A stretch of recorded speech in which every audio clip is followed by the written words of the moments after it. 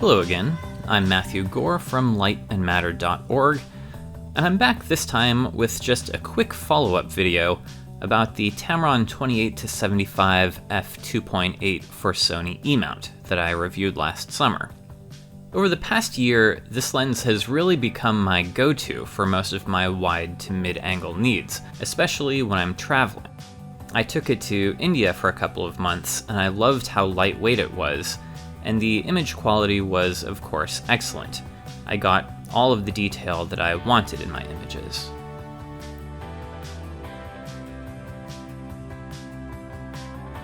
You've also probably already seen the sports and action photos that I've shot with this lens, and as I said before, the lens is great for sports photography on my Sony A7RIII, though it does tend to lose focus while zooming, just like the Sony G-Master 24-70 does. And over the past couple of months, I've started using the lens to try to shoot some action video. But before I go on, let me say this. I've been a photographer for over 20 years, but I don't really shoot video, certainly not professionally. I'm pretty much a video novice, so this video is also really intended for the casual video shooter too. But I figure if I can get good video results with this lens, then anyone can. Anyway, there were three things that I wanted to look at first when shooting with this lens. First, the noise of the lens's focusing motor, which turned out to be a non-issue. It was basically silent. Second, the autofocus tracking speed. I didn't know if it would keep up with fast-moving subjects. And this is what I found. The lens really had no trouble keeping up with a player that was running straight at me, except of course when I was zooming the lens. And then anything could happen, but that's a camera issue, not a lens one. When I did lose focus while zooming, it would snap back into focus pretty quickly, so it wasn't much of a problem.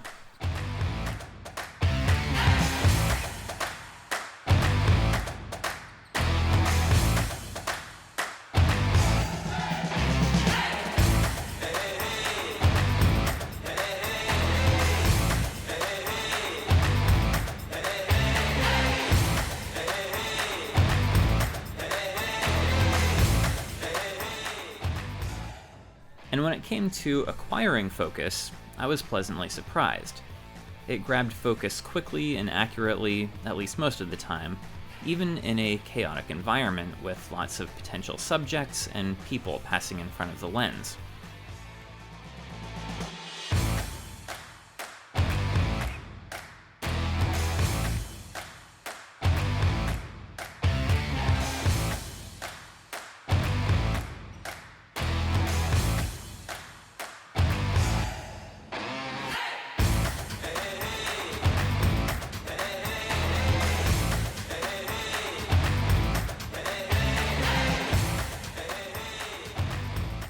My thinking here was that if the lens can perform pretty well for shooting video of this sort of action, then I shouldn't have to worry about it at all when shooting my more typical documentary style work, or weddings, or other casual stuff.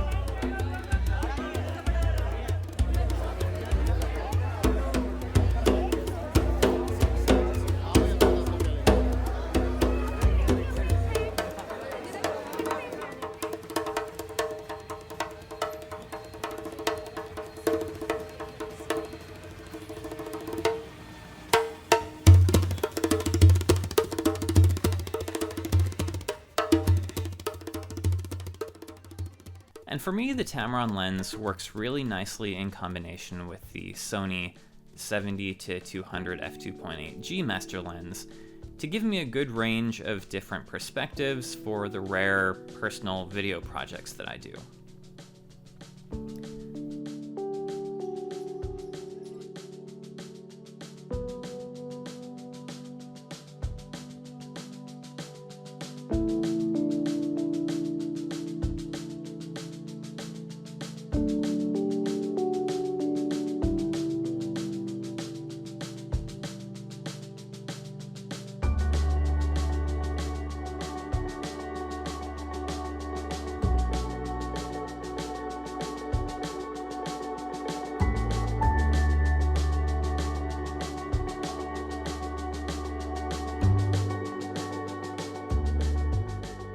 really, that's about all I have for you this time.